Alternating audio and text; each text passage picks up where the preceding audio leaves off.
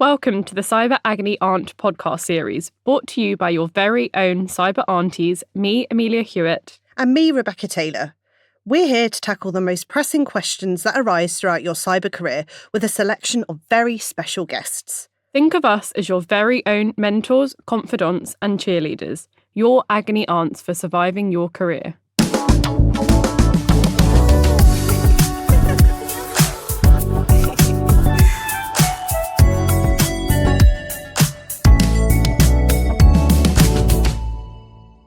Before we begin, we would like to note that there are themes in this podcast that some listeners may find distressing. We'd also like to note that the views of our guests are not representative of the organisations that they work for. Hello and welcome back to another podcast today. Back and better than ever. We have a very... for me. You've probably guessed we've got another guest with us today. Shock. I mean, you ruined the grand reveal. But for this episode, we'd like to talk about personal and professional resilience, how life can throw challenges and adversity in your way, and in essence, how we keep going and how we embrace the lessons we take from those lived experiences. So, without further ado, I'll let you introduce yourself. Awesome. So nice to meet everybody. Thank you for having me, first of all. My name is Karl Lankford. I'm Senior Director of Solution Engineering at Rapid7. What does that mean? Well, it means I've had a career in cybersecurity of a couple of decades. I'm an old millennial now, as I'm sure I'll get abused about throughout this podcast. Only by me. only once, yeah. And my team that I serve are responsible for kind of translating defensive security controls into business language and understand why there's value behind them and make sure they work. So that's kind of me. So first question, what was life like in the Cold War? Well, first of all, we had to walk to school in the snow and it was very long. I'll let Rebecca ask the important questions. Yes, fellow millennial here.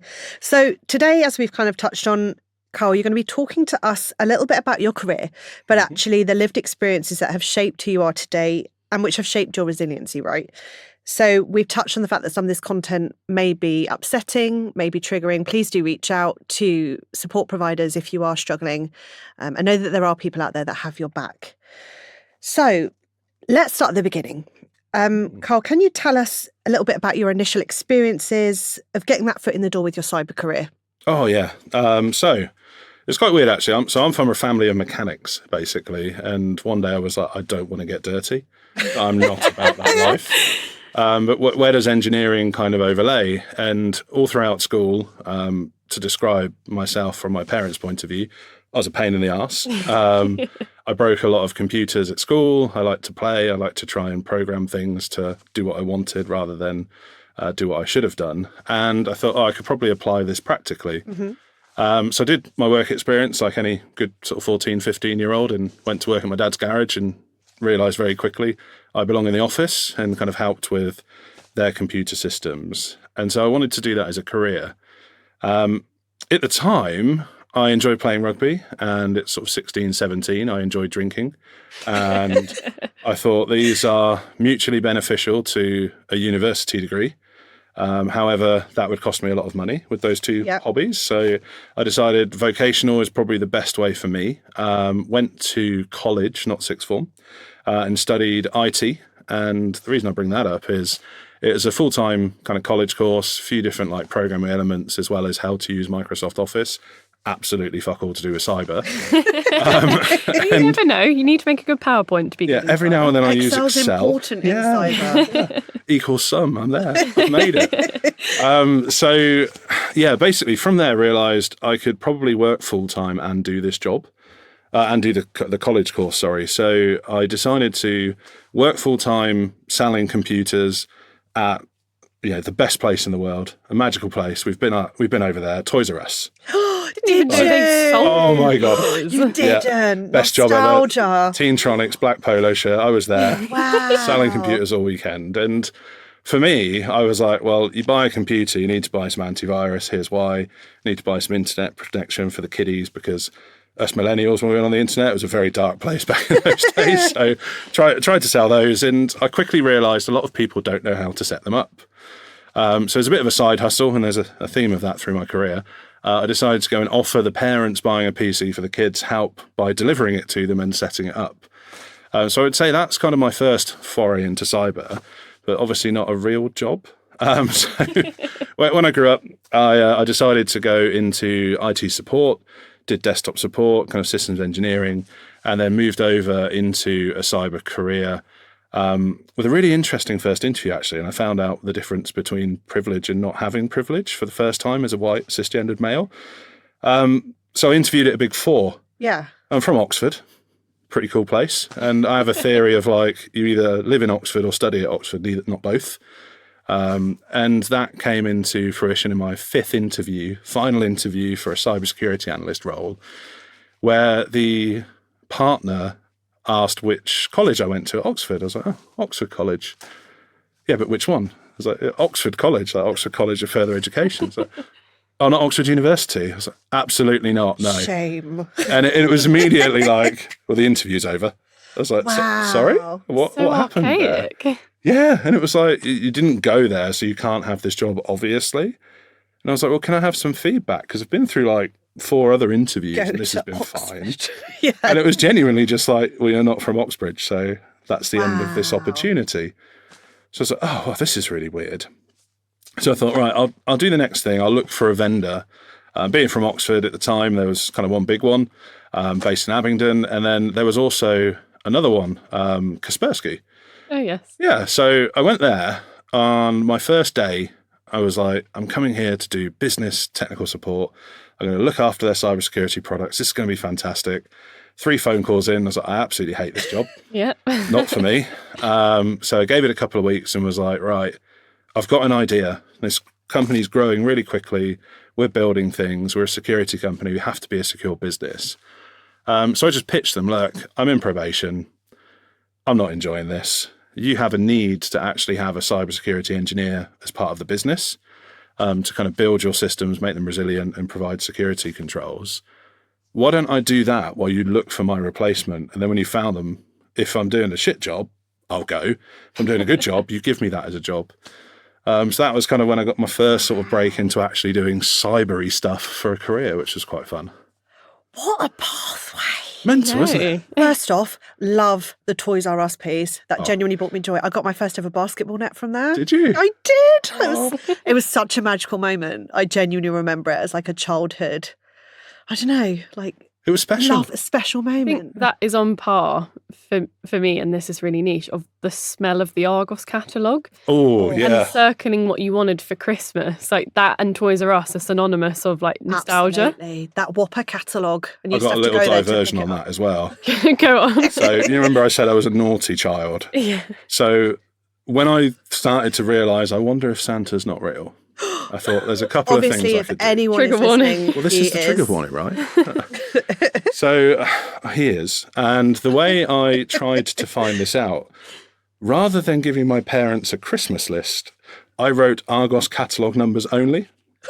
And this was before the days of the lookup thing and the internet where you could find it. So I was like, well, if Santa's real, he'll know what they are. Santa knows Argos catalogue. Yeah. surely. And so that was my Argos catalogue nostalgia and made my parents have a lovely Christmas week going through the I Argos enjoy catalogue that. one by one. Your poor parents. I know. You're like, he's too clever. He's too advanced already. What are we going to do with him? I think the other thing I love about what you've said is just the seize and the opportunity. And we describe it as like the side hustle. I think a lot, even cybersecurity careers today, right? There is that side hustle that a lot of us are doing things on the side, doing little bits of extra work, doing things in the community to just kind of get that foot in and to be able to develop ourselves, to have that brand, to seize this opportunity. So the fact you've started that right from the beginning and then had that, what some people would think was an awkward conversation of, this job is naff, I want to do that one. Yeah. That's hard, but you did it and it's obviously paid off. Yeah, it was really good actually. Like I'm very, very blessed to have had the opportunity there to do that because it could have gone south quite quickly.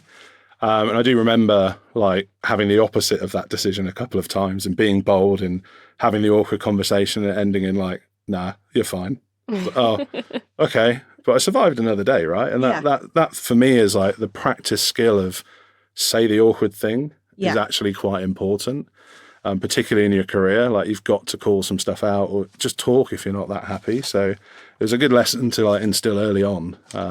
Yeah, for sure. I mean, I quite similarly started in IT and realised I'm actually not that good at IT. Like, I think I had the benefit of like youth and fear, or like the look of fear that was permanently on my face, on my side, because I was a second line analyst. And I think people just felt really deeply sorry for me. So I didn't actually have to be good at my job because people were just like, poor Amelia, she doesn't know what she's doing, does she?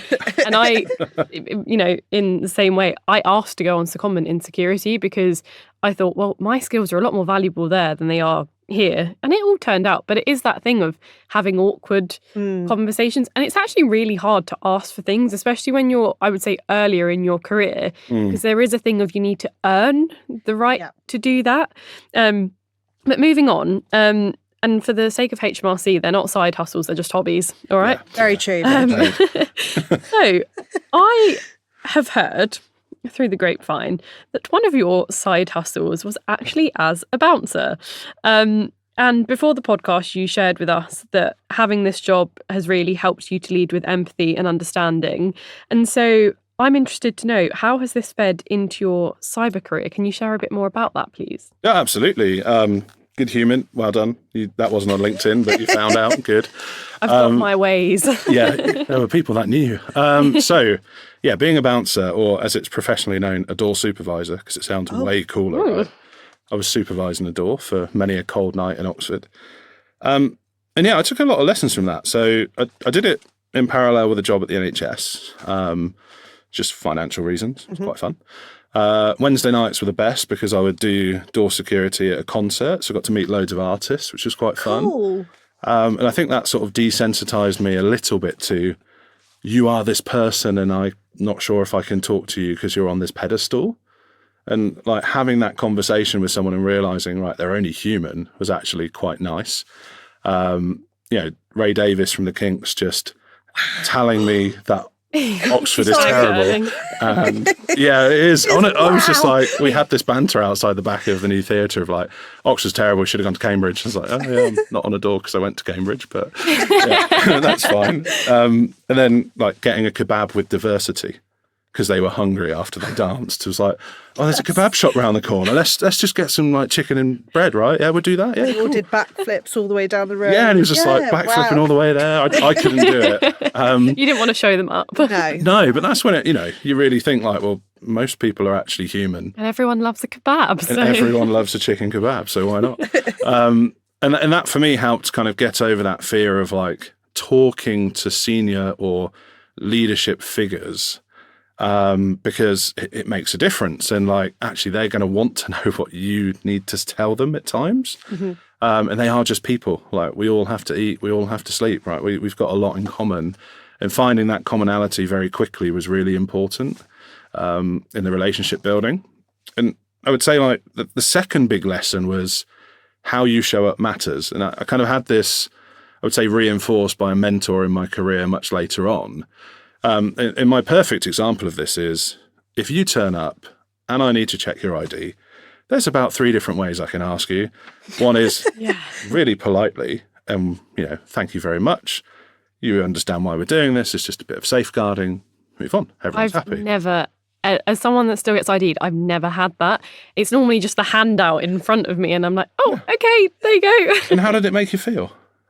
Like, well, after a few drinks, probably a bit, aggressive. As aggressive as you can be as like a 5'5" woman. But it puts exactly you on the back foot. And especially when you've had a few drinks, you're like, oh, you're just doing it as a power move. So it's interesting you say that because I've never heard anyone take that approach before. Well, and this is what I found really interesting to observe of like, stand on the door with a bunch of your colleagues and some of them are the handout thrust. Some of them are really aggressive, like, give me that now. And you're like, whoa, chill out. And it changes the dynamic of the whole evening in the whole bar or club. Yeah. Because if you've got a bunch of people who've had a great experience on the way in, they can have a great experience inside, and generally you're going to have a very quiet night. If you are horrible to people or quite aggressive or you make them feel defensive, they carry that with them for an extended period of time. And then it makes the night like really challenging. And where this kind of then flips over into the professional career is that almost like tactical empathy of like, understanding why you're there, understanding what that person might be thinking, doing, or experiencing is really important. Because ultimately, like, we were introducing vulnerable people into a situation where they can make themselves more vulnerable and potentially have an accident. And we're just there to make sure they don't do that. And we're not there to really like control or hold power over people. And that sort of mindset shift for a lot of the people I worked on the doors was really difficult. It was one of the reasons I stopped doing it, was they were more there for the power trip, like almost say, it's because it's the only thing you have. And it's like, well, that's really difficult to work with because you make my life harder and put me at risk. And then when I was talking to one of my mentors, one of my previous roles, he's the CEO of the organization, really cool guy, Matt Dirks, shout out, absolute legend. One of the things we spoke about was the way you show up matters. And I said, I've had a bit of a parallel with that in my door security career. Talk to me about yours. He goes, if you walk into the office, Karl, everyone goes, Karl's a bit pissed off today. What's up with him? If I walk into the office really annoyed, upset, banging the doors, slamming, people think the company's failing. And like that external perspective of the way you project yourself becomes so important based on the role you're in. And if you're in a role where you're the subject matter expert to advise, and you're there going, well, this is absolutely terrible, the wall's falling in, like, you're going to change the dynamic of that conversation so quickly. You are terrifyingly wise. I'm just going to throw that out there. My goodness, do you not think? I'm sitting here thinking I might be getting replaced. But genuinely, what an incredible answer. And I think it's so true. If I relate it to lived experience and instant response, if you walk into that environment and people are potentially having their worst days and they are worried, and you walk in flapping, also showing a level of fear or worry or anxiety or exhaustion. If you walk in like that, you change that whole environment and people are like, oh, yeah, this is really bad. Oh, this is going to do this, that and the other. Whereas if you walk in and you are calm and collected and considerate, like where you said, you don't know what's going on in other people's lives, you don't know what their situations are, it really does change the energy and also what you get back off those people. 100%, yeah. Yeah. And, I think notably, and we're talking about door supervisors and also how that relates to security, but I can remember being on a night out and I was sober as well. Not because I had a problem, I just had a busy day the next day. When you say sober, it really has connotations. Yeah, it does, doesn't it does. Oh, so annoying though. Yeah. I'm a sober in cyber kind of guy now. And I was like, what's wrong? Yeah, anyway. And I can remember leaving the bar I was in, and it was like 1 a.m, and the guy on the door was like, are you okay? Can you get home safe? Are you okay? Like, genuinely being really, really kind and nice. And that has really stuck with me as a sort of professional thing of like, he didn't have to ask me if I was okay. I mean, I probably just looked really over it because it was 1 a.m, and I was like, oh. But I always think that in work, like, it takes me 3 seconds to ask someone else, how's your day going? Are you okay? Like, how's it all going? And I think that's really important because quite often I get onto calls and everyone goes straight into it straight away. But you don't know that the person you're speaking to hasn't just had the worst day that they've possibly could have had, or, that they just want to get something off their chest. And I think it creates a much nicer tone to the rest of the meeting or to the rest of that person's day if you ask someone just how they're doing. Yeah. I regularly will just message people and say, hey, I'm just checking in. See how you're doing. There's no intention. I'm not expecting anything. I'm not messaging them because I want them to do something for me. It's just to give them a space because you don't know. You just don't know. And cybersecurity is that type of industry where it can be incredibly intense and incredibly stressful. And like we've said quite a few times already, you don't know what's going on with that person. So just giving them that space to share, to talk, to let it out so they can carry on and do what they need to do can make a big difference to how they're showing up as well, I guess, right? Yeah. So I want to take us down what could potentially be a more upsetting path for both you and for our listeners now. So folks, please do step away if this section is too much. And Karl, obviously, if you do want to stop, we can stop. Now, your role, your life has built you up to be very resilient. But actually, there was a particularly challenging period in your career which tested this resiliency. So in a way that you're comfortable, can you share a bit more about that, please? Yeah, sure. So speaking of bad days, we'll go there. So essentially, A while ago, whilst at a work event, I was unfortunately the victim of a sexual assault. Brings with it a lot of complexity, as you can imagine, a lot of emotion. Like the trauma was really difficult for me to handle.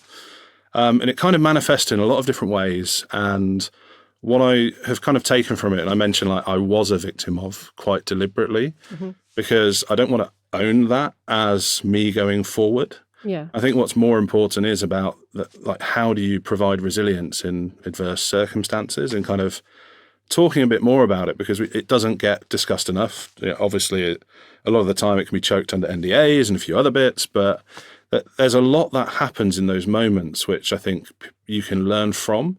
And for me, that's kind of like the silver lining that I want to bring from the event, right? Is what's the outcome and how do I put that back into the world to make the place better? And yeah, it was really awful, right? Very confusing, didn't know what to make of the situation. And it kind of come to a head where I realised I probably need to do something about this. I was basically like stood on a train platform, looking at the train going, probably jump in front of that, but I don't want to. And it was that split-second conversation in my head of, but I don't want to, where I realised, something has had an impact here and this needs to be dealt with. Like I can't just compartmentalize and suppress this like I do with a lot of things, right? I think a lot of people are common to do that. And it really shook me of like, I've never had those types of thoughts, tendencies, and I don't know why this is having such a profound impact now. And that caused me to be in a situation where I did feel quite vulnerable, because I'm now having to explore myself as a person dealing with this trauma with very little genuine support. And you very quickly find like the delineation between, so there's things we need to think about as a business in this scenario. And I am a leader, I have training in those situations, but not to any depth of what really happens. And it's like, okay, so I'm empathetic to the fact the business has to choose and do something. That's one piece of the story. The second piece is, I need to look after myself. And arguably like the most important piece is I look after myself. Okay, so I'm going to need to understand myself and how that's impacted me and what's going on. And the third way is then actually, how does this impact my social circle? Because, it's not the sort of thing where you expect to have a conversation with your mates about it. Yeah. And like, how does that help? And it, throughout all of it, it just felt very lonely. And I was sort of like, wow, this is strange that, thousands of people I know, thousands of LinkedIn connections, however you want to frame it, like great friends. And it's like, I'm not sure if I'm comfortable in dealing with this as a group or myself. I don't know how that works. So I kind of went in this sort of mini discovery exercise in those three areas. And that's how I kind of got through that period of my life. And the first one of like thinking about this objectively as a business is like, okay, you have to separate yourself from the way you perceive what happened and the impact it's had on you to the way the business perceives what's happened and the impact it has on the work. And that's like a really interesting dilemma, because some things you might not agree with, but you have to accept. Some things you might want to understand more about, but the process restricts you from knowing. And you kind of end up in this island of isolation where you're no longer in control of that set of circumstances and events to support you. So it's incredibly difficult. I would say my best advice for anyone who perhaps find themselves in that situation, similar or something quite difficult to deal with, is like find somebody outside of the business you work with to talk to about this, who is in a similar professional role. I was really lucky. One of my friends I worked with extended me his wife's contact details, who was somebody who worked in HR. She was a senior leader and kind of been through this scenario before. And so she could explain the process that was happening and going through. So I could kind of rationalize in my head why there were some questions and why there were questions that were absent, and why things had to play out in a certain way.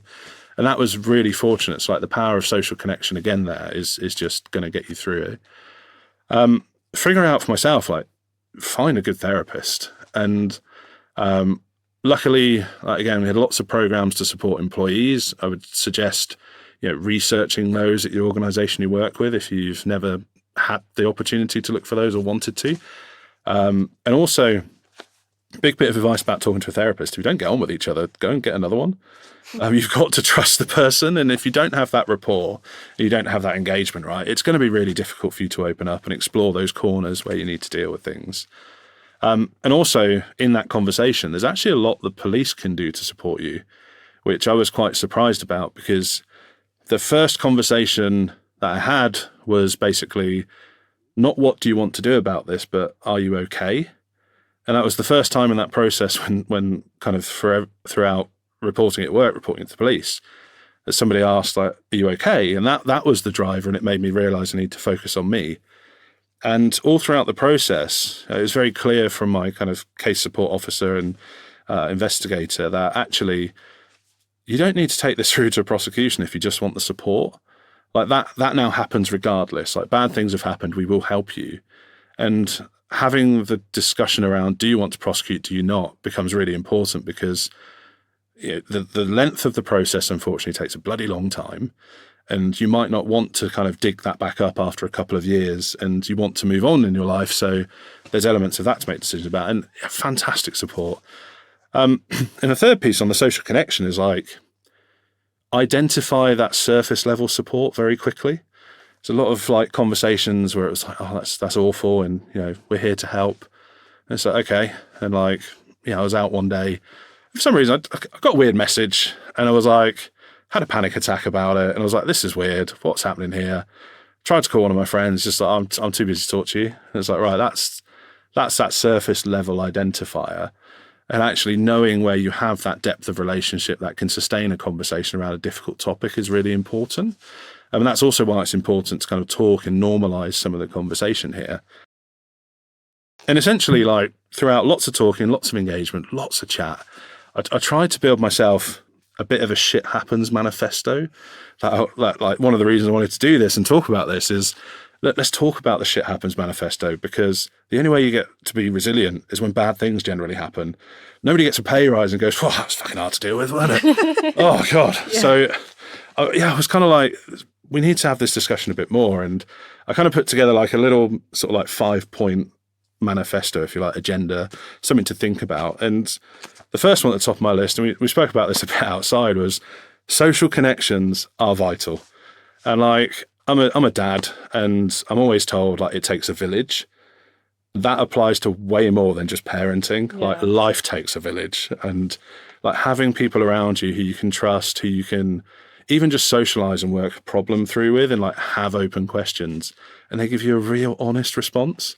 So important. So, like, in your career, look for those people. Like, find those for your professional career, find those for your personal life, and it will really help you with resilience in the workplace and in life. For me, that's a mix of, like, friends. It's a mix of actually using the gym as a bit like therapy. Like, I think of it as future-proofing myself, and, like, supported by a wonderful trainer. And actually, like, professional mentors. And I know both of you are mentors, and it's fantastic that you're able to kind of put stuff back into other people. So thank you for that as well. The next bit, which was really important to me, was I noticed trauma kills reflection. And, like, just being aware of that, like, it's so hard to stop and pause and reflect when you're struggling. And it's like, catch yourself in that moment, like, and just genuinely, the question that always got me through to reflect was, would you tell your mate that? Like, would you say that to a good friend? And it just stopped everything for me and allowed me to, like, get back into that space of reflection to think, how am I going to deal with this problem? Like, it's not going to go away. Something needs to change. Like, if we keep doing the same thing, it's not going to change. What do we do? And then coming back to my Toys R Us days, being a weeble, like, wibbly wobbly, we don't fall down. And I was like, that's the kind of model I want for life, right? Of, like, you're going to have wibbles and wobbles. Bad things are going to come up. Same in your career. Like, you might not get a promotion on the day you want it. You might not get the opportunity to revisit a customer who you've upset. And wibbly wobbly, don't fall down, right? Come on. Like, it's not going to define you for the entire of your life. And again, I think then take that pause to reflect and think, what would we do differently? Number 4 for me, agree your non-negotiables. And, like, going through kind of all of that process, I took a hard look at, actually, what are the things I do for me that are just for me to make me better? and like to make me more resilient and make me be in a situation where I can be my best self to serve others as a leader. And so I made a list of like things I'm going to do that are non-negotiable in my life. And one of those, as I mentioned earlier, like going to the gym. It's like that's very important for me to be healthy for my family and my son and my team, that I'm able to then think and react. And that became a non-negotiable overnight.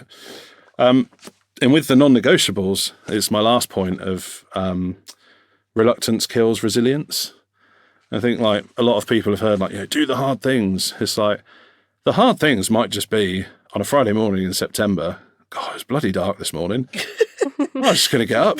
I've got to get up. Yeah. And like having that reluctance for a moment is like, oh, maybe I don't want to do it today. Like, well, no, do it. Like, don't be reluctant and like try and step forward. So that's like my kind of shit happens manifesto really, and got me through quite a dark period. I hope it helps others. That's why we're kind of talking about it. But yeah, I'm sure there's lots of questions from that. So sorry for talking so long. Hopefully you like the sound of my voice. I think what you shared is incredibly powerful. And actually I had to, like, being totally transparent, I had to swallow the tears. Because it just, people don't talk about it enough. And actually, often when you are struggling, it can feel very lonely, and being able to talk to people and almost, like you said, when you talk to a friend and say, would you say this to a friend? Validate that what you're going through isn't okay, and that what happened was wrong or was inappropriate. It's tough. And yeah, being someone that has also experienced moments of dark thoughts, dark choices, it's part of my previous life. I'm okay. I just think you're incredibly brave to share it in a space like this. And I think, like you said, to normalize it so that if other people are feeling that way or they are experiencing something challenging, knowing that one, they're not alone, but two, it's so important that you share and that you talk and that you find your safe space that will support you through it, because you will come out the other side. But that's where you need to keep going, be resilient. Yeah. I want to add to that, and I think like I'm sort of lost for words in a way because of how eloquently you answered that question. But what I think is so important about what you said is that we're very focused as a world around victim support of outcomes, and we know that in the UK convictions for assault are very, very low. But actually what you said is that the important thing was that you were okay in that process, and it wasn't about whether or not the person was prosecuted or not, but it was about ensuring that throughout that process there were people that were there for you and asking that you were okay. And I think the secondary point is, I've faced inappropriate behaviour in my career, and there's often a lot of shame around that. And so for you, particularly as a man, to talk about that so honestly, I think is a huge step in terms of the conversations and the narrative that we have around that, because often I think the stigma around it is, it often happens to women, and it's not something that men can necessarily empathise with. And so I think it's really important almost, and it shouldn't have been this way, but it's almost for you to be able to represent a portion of society who have also been through that. And I think there are a lot of other men who have had very similar experiences who haven't felt that they can talk about it. So, it's almost that thing of like, you're a role model, probably not for a reason you want to be, but it is such a positive thing that you can give the world from that really negative experience. No, I appreciate that. And you're absolutely right. Like, I'd rather think of this, as I say, had been a victim, now being a bit of a role model, to use your words. I think that's beautiful the way you put it. And unfortunately it does happen, right? And the shame was so real. And it took a really frank conversation with somebody else where they're like, you do understand that wasn't okay. And you do understand that wasn't you. I was like, I don't actually. I just feel ashamed. Like, I was away from my wife and my kid, and it's like, oh, this stuff has happened. I don't even know how to process it. And it was so overwhelming, that moment of like, I don't know what to do. Yeah. And you're just like, what happens? And yeah, for me, and like to touch on your point, is like it is much more prevalent, unfortunately, for kind of male to female sort of engagement. And that really upsets me because it's like, this happened to me once and it really, really was difficult. This happens on a daily basis to probably thousands, if not tens of thousands of people that don't talk about it. Yeah. And it just, yeah, that for me was what kind of gave me the fire to go, well, someone's got to do it. And I'm happy to. And yeah, it is an awkward, difficult subject to kind of put your head around and have that conversation. But it's really important that we do, particularly like in a leadership position as well, to spot and call out those behaviors. So again, if people are listening that are in that leadership position, do call it out. Like, it's absolutely not okay. And you need to be a figurehead and a trailblazer for stopping this. I think that leads me on to sort of a question, because I've definitely found that management figures don't necessarily know how to handle these scenarios, and a sort of HR playbook doesn't necessarily dictate how anyone would act in a situation like that. What would you say a manager can do to equip themselves to be able to navigate those situations with some grace and respect? Because I think often when fight or flight kicks in, we sort of sometimes try and take the path of least resistance. And actually, as you say, these are incredibly hard topics to discuss. Mm-hmm. I think first bit of advice for a manager is understand it's not just fight or flight.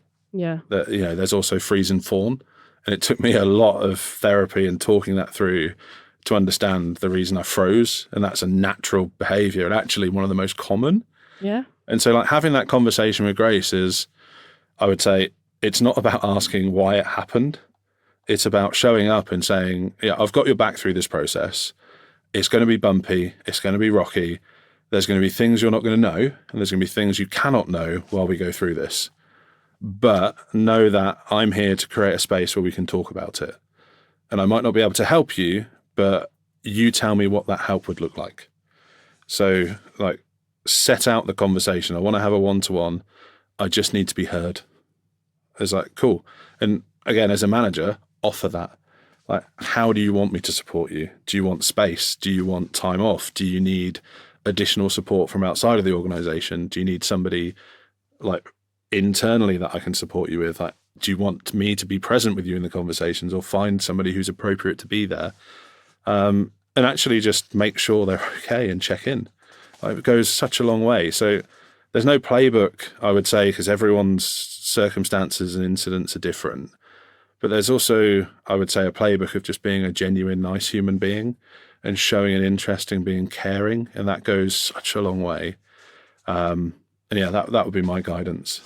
I think that's where it starts from day one, is being that approachable, kind, responsive individual in the workplace, so people know they can come and talk to you. They know that there's no judgment, and ultimately they know that they can trust you. Mm-hmm. Like we spoke about earlier, if you are the brash person in office that's walking around slamming doors or whatever it might be, that could potentially put off people that are struggling, are having negative experiences from coming and sharing with you. So having that kind of open door policy, and like you said, almost just being a good person, an approachable person, it can be a really big change maker in those situations. I think there's also something to be said there for the fact, personality types, that I appreciate some people are just not necessarily the caring or warm type, but I think showing up when it matters is really key. And I think for a lot of people, and a lot of times, and I know we've covered adversity in another podcast, but a lot of times when I've been in a hard or challenging situation, I don't actually always want the warm, empathetic, sort of cuddly type of personality. Sometimes you want someone who can say, okay, this is the process, this is what we're going to go through, this is how I can support you. And so I'm a big fan, and Rebecca and I do it in our friendship, of when something happens, do you want comfort or solutions? Yes. And I think giving people the space to ask for what they need, because also everyone manages trauma differently, and even how their body processes it. There's a really good book called The Body Keeps the Score, which is all about trauma and the impact trauma has on your body, and I'd really recommend it. But a lot of people may become unwell after something traumatic has happened, whereas someone else may have handled that, had some therapy and been completely fine. So I think it's also removing the expectations on someone who's been through something challenging to be able to let them have their own individual experience. I do want to just stop and say, just thank you for sharing that the way you did, because that's not an easy conversation by any stretch. And you should be incredibly proud of yourself for how you have handled it, but how you are now advocating for others. No, I appreciate you're making that. a difference. So thank you. Make me cry in a second. So you'll set us off and we'll all be going. If one of us goes, we're all turn going. into a shambles. We're good, everything's fine. Okay, so we want to finish up today on reflections and how we allow people to bring their best selves to work. And we know with so many of our teams and communities, thinking, feeling and performing differently can make that a little bit challenging at times. So can you share how you empower those around you and yourself to ensure that they leave the impact that they want to leave on the workplace and on the world? Ooh, that's a tricky one. Big question to finish. It is, yeah. So I think I do it as an individual and as a leader, just to kind of offer some advice to those who are in leadership positions.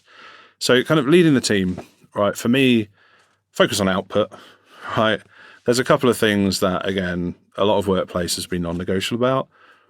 They're quite simple, just do those. But like a lot of the time it's about, are you creating an environment where people feel they have a safe space to be able to A, turn up as their genuine selves and not feel they have to mask anything, and B, like show a passion for their work. And I think I spend a lot of my time trying to identify projects or like little jobs that are slightly out of the day-to-day to allow people to have some creativity and passion in their work. And that for me is like really important in terms of bringing your best self and creating a space where people can bring their best self. And I would say like, take the work seriously, but not yourself so seriously. And like humor does go a long way, right? And it's not to say you all have to have the same sense of humor, but actually in adverse situations where things are challenging, like being able to kind of reflect and spend some time together and call out the bright spots is important. And, share some of that kind of, oh, this was actually quite funny. How did you feel about that? This made me laugh when I saw that look you gave me of like, what's that guy talking about? Like those moments really count for a lot. As an individual, I just kind of set myself a goal, and there's a really great book called Legacy by James Kerr, which is all about like coaching the New Zealand All Blacks. Rugby guy here. But one of the things we talk about is leaving the jersey in a better place. So rather than thinking like perfection, it must be perfect, it has to be this, I think, is what I'm doing today, making the place, the job, the people around me better. Whether it's like 0.5%, like that's my goal, that's my line that I want to hold myself towards, because I can guarantee like day to day, some things are going to go wrong at work, some things aren't going to go the way you want them to do. But like just having that different frame of reference and that frame of success, I think goes a hell of a long way for me. Yeah. I mean, my favourite quote is always treat the world a little better than it treated you. And I love that because I always think that even if you're having a really terrible day, and work is a great example of this, that you can still be kind to others and you can still do things that are good, even if, you don't feel that the world deserves your grace and your kindness that day. One of my old mentors said something very similar, which was, your worst day is someone's best day. Yeah. And like, don't forget that. And you're like, actually, I do have like a really privileged life where I've got a lovely job, a lovely business, brilliant family. And there are a lot of people who aspire to have that, let alone have it. And yeah, I think just, remembering how lucky you can be. There's a lot of people who struggle with a lot in this planet. Gosh, I don't really know what to say. I think this has been an absolutely incredible podcast. And I just think you're amazing. And I'm going to say that out loud. I feel really lucky. And I think the big message to take away from our conversations today is just, I think, to lead with kindness and to be empathetic to what's going on around you and to put in place those things you need to be resilient. You deserve to be happy. Yeah. Yeah. Thank you for joining us and for being so honest and open. Does the word inspiring make your skin crawl like it does? It does a little bit. Yeah. I'm like, I feel massive imposter syndrome now. Inspiring then, but for being so candid, because Yeah. I think this sort of conversation opens up so many doors for so many other people, and gives them, I think, some hope that there is light in darkness. A lot of light in a lot of darkness. And so I mean, where can people find you if they want to hear more from you? Definitely LinkedIn, all over LinkedIn. That's pretty much my only social media, to be honest. I got Instagram, but it's just pictures of my dog, so that's really not helpful to many people, unless you love Irish setters. Probably LinkedIn's the best. Just give us a shout. Like, happy to chat. Amazing. So to end, if you have any other questions on any topic to do with cyber or what we've spoken about before, please pop them through to cyberagneyaunts@gmail.com and we'll do our best to reply there, or maybe even cover it in a future podcast.